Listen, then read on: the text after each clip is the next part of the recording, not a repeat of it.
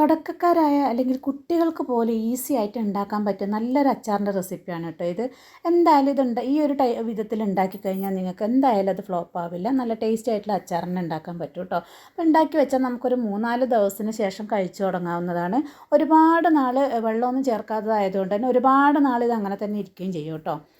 അപ്പോൾ അതിനായിട്ട് ഞാനിത് ഒരു 1/2 കിലോ മാങ്ങയാണ് എടുത്തിരിക്കുന്നത്. 1/2 കിലോ മാങ്ങ വലിയ വലിയ പീസ്, എനിക്ക് വലിയ പീസാക്കുന്നതാണ് ഇഷ്ടം. അപ്പം കഷ്ണം നിങ്ങൾക്ക് ഇഷ്ടത്തിനനുസരിച്ച് മുറിച്ചെടുക്കാം കേട്ടോ. അപ്പോൾ എനിക്ക് വലിയ പീസ് മാങ്ങ കഷ്ണങ്ങൾ ഇങ്ങനെ അച്ചാറിൽ കടിക്കുന്നതാണ് കേട്ടോ എനിക്കിഷ്ടം. അപ്പം ഞാൻ എൻ്റെ പാകത്തിനനുസരിച്ച് വലിയ വലിയ കഷ്ണങ്ങളായിട്ടാണ് ഇത് അരിഞ്ഞെടുത്തിരിക്കുന്നത്.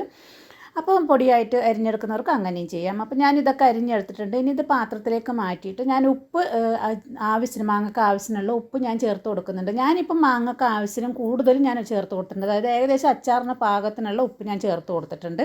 അപ്പോൾ ഇത് നന്നായിട്ട് മിക്സ് ചെയ്ത് നമുക്ക് മാറ്റി വെക്കാം. അപ്പോൾ ഇത് 2 ദിവസം മുമ്പോ 4 ദിവസം മുമ്പൊക്കെ മുറിച്ചിട്ടിട്ട് വെക്കുകയാണെങ്കിൽ അങ്ങനെയും നല്ലതാണ്.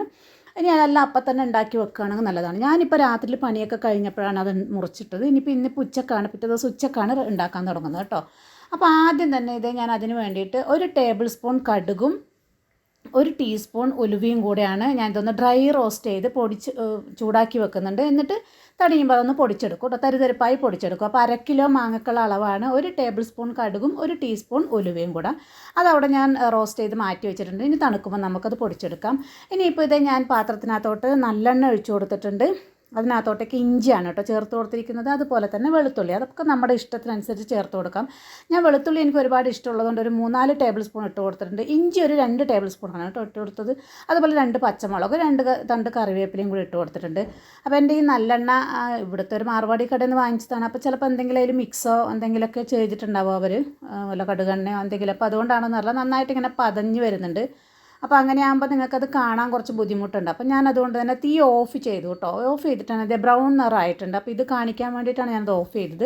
ഇനി ഓഫ് ചെയ്തിട്ട് അവിടെ തന്നെ ഞാൻ നല്ല ചൂടുള്ള എണ്ണയാണ്, അതിനകത്തോട്ടേക്ക് ഒരു 2 ടേബിൾ സ്പൂൺ ഞാൻ കാശ്മീരി മുളക് പൊടിയും 1 ടേബിൾ സ്പൂൺ എരിവുള്ള മുളക് പൊടി, 1/4 ടീസ്പൂൺ മഞ്ഞൾപ്പൊടി, 1/4 ടീസ്പൂൺ ഉലുവപ്പൊടിയാണ് ഞാൻ ചേർത്ത് കൊടുക്കുന്നത് കേട്ടോ. അപ്പോൾ ഇതെല്ലാം കൂടി ചേർത്ത് കൊടുത്തിട്ട് ഒന്ന് നന്നായി മിക്സ് ചെയ്യുന്നുണ്ട്. അപ്പോൾ എണ്ണ എന്തായാലും നല്ല ചൂടുണ്ട്. അപ്പോൾ ഇപ്പം ഞാൻ വീണ്ടും തീ കത്തിക്കുകയാണ് കേട്ടോ. അപ്പോൾ നേരത്തെ ഞാൻ ഓഫ് ചെയ്തിട്ടുണ്ടായിരുന്നു. ഇപ്പോൾ ഞാൻ തീ വീണ്ടും കത്തിച്ചു. അത് ഞാൻ അപ്പോൾ അതേ ഒന്ന് അടങ്ങി നിങ്ങൾക്ക് കാണാൻ വേണ്ടിയിട്ടായിരുന്നു കേട്ടോ ഓഫ് ചെയ്തത്. അതല്ലെങ്കിൽ നിങ്ങൾ ചെറിയ തീയിലിട്ടിട്ട് വേണം ഈ പൊടികളൊക്കെ ഇട്ട് കൊടുക്കാൻ. ഇനിയിപ്പോൾ ഇത് നമ്മൾ നേരത്തെ പൊടിച്ച് വെച്ചാൽ നമ്മുടെ കടുകും ഉലുവയും കൂടിയുള്ള മിക്സും കൂടി ഇട്ട് കൊടുത്തിട്ട് നന്നായിട്ട് അതൊന്ന് ചൂടായപ്പോൾ ഞാൻ തീ ഓഫ് ചെയ്തു കേട്ടോ. ഇനിയിപ്പോൾ നമുക്ക് തീൻ്റെ ആവശ്യമില്ല. ഇനിയിപ്പോൾ ഇതിനകത്തോട്ടേക്ക് ഞാനിത് നമ്മൾ ഇന്നലെ രാത്രിയിൽ മുറിച്ച് ഉപ്പിട്ട് വെച്ചിട്ടുണ്ടായിരുന്ന മാങ്ങ ചേർത്ത് കൊടുക്കണം. അപ്പോൾ ആ മാങ്ങയിൽ നിന്ന് തന്നെ വെള്ളം വന്നിട്ടുണ്ട്, വേറെ വെള്ളം ഒന്നും ചേർക്കുന്നില്ല. അപ്പോൾ ആ വെള്ളത്തോടു കൂടി ഒഴിച്ച് കൊടുത്തിട്ടുണ്ട്. ഇനി ഇത് നന്നായിട്ടൊന്ന് മിക്സ് ചെയ്ത് എടുക്കേ വേണ്ടുള്ളൂ, വേറെ ഒരു പണിയില്ല. നമ്മുടെ അച്ചാർ ഇവിടെ റെഡി ആയിട്ടുണ്ട് കേട്ടോ. അപ്പോൾ അതാ ഞാൻ പറഞ്ഞ കുട്ടികൾക്ക് പോലും ഈസി ആയിട്ട് ഉണ്ടാക്കാൻ പറ്റിയൊരു അച്ചാറിൻ്റെ റെസിപ്പിയാണ്. അളവുകളും കൃത്യമായി ഇതുപോലെ തന്നെ ചെയ്താൽ നല്ല അച്ചാർ തന്നെ ആവും കേട്ടോ. അപ്പോൾ ഇനി ഇത് നന്നായി ഒന്ന് മിക്സ് ചെയ്ത് കഴിഞ്ഞ് കഴിഞ്ഞാൽ നമുക്കിനി തണുക്കുമ്പോൾ നമുക്ക് കുപ്പിയിൽ നന്നായി ആറിക്കഴിഞ്ഞാൽ നമുക്ക് കുപ്പിയിലാക്കി വെക്കാം. ഒരു 4-5 ദിവസത്തിന് ശേഷം നമുക്കത് കഴിച്ചു തുടങ്ങാം കേട്ടോ. അപ്പോൾ ഇപ്പം തന്നെ കഴിക്കുമ്പോൾ നമുക്ക് മാങ്ങക്ക് എരിവും ഉപ്പൊന്നും ഉണ്ടാവില്ല. ഒരു 4-5 ദിവസത്തിന് ശേഷം നമുക്കിത് കഴിച്ചു തുടങ്ങാം കേട്ടോ. അപ്പോൾ ഇത് നല്ല അടിപൊളി അച്ചാർ തന്നെ റെഡി ആയിട്ടുണ്ട്. കുട്ടികൾക്കും ഈസി ആയിട്ട് ഉണ്ടാക്കാൻ പറ്റുന്ന റെസിപ്പി തന്നെയാണ് കേട്ടോ. അപ്പോൾ ഇത് നന്നായിട്ടൊന്ന് ഇവിടുന്ന് തണുക്കട്ടെ. തണുത്തതിന് ശേഷം നമുക്ക് ഡ്രൈ ആയിട്ടുള്ള നന്നായിട്ട് ഉണങ്ങിയിട്ടുള്ള കുപ്പീനകത്തോട്ടേക്ക്, വെള്ളമൊന്നുമില്ലാത്ത കുപ്പീനകത്തോട്ടേക്ക് ഞാൻ ഇട്ട് വെക്കും. അത്യാവശ്യം ഒരു 5-6 മാസമൊക്കെ അങ്ങനെ തന്നെ ഇരിക്കും കേട്ടോ. ഫ്രിഡ്ജിലൊന്നും വെക്കാത്ത തന്നെ ഇരിക്കും. നമ്മൾ സ്പൂണൊക്കെ നനവില്ലാത്ത സ്പൂണൊക്കെ ഇട്ട് എടുക്കാതിരുന്നാൽ, നനവില്ലാത്ത സ്പൂൺ കൊണ്ട് എടുത്താൽ മതി കേട്ടോ. അപ്പോൾ എനിക്കിപ്പോൾ ഇതെന്തായാലും അത്ര ഒരുപാട് നാളത്തേക്കൊന്നും ഉണ്ടാവില്ല. ഞാൻ 1/2 കിലോ മാങ്ങയെ ചെയ്തിട്ടുള്ളൂ. അപ്പോൾ എന്തായാലും അച്ചാർ റെഡി ആയിട്ടുണ്ട്. അപ്പോൾ ഇഷ്ടമാവുകയാണെങ്കിൽ എല്ലാവരും ഒന്ന് സപ്പോർട്ട് ചെയ്തേക്കണം.